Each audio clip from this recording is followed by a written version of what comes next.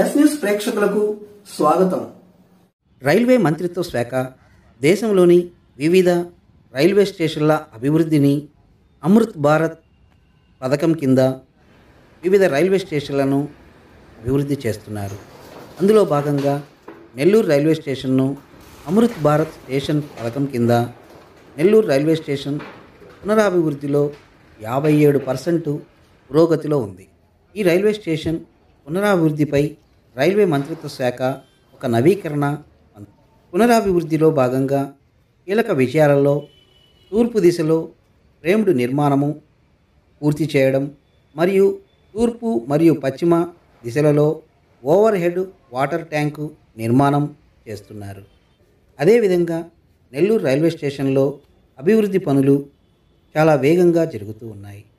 ఈ రైల్వే స్టేషన్లో subway పొడిగింపులు, plastering మరియు ఫ్లోరింగ్ పనులు జరుగుతున్నాయి. ప్రయాణికుల సౌకర్యాలను మరియు స్టేషన్లో మౌలిక సదుపాయాలను పెంచే దిశలో రైల్వే మంత్రిత్వ శాఖ గణనీయమైన ప్రగతిని సూచిస్తుంది.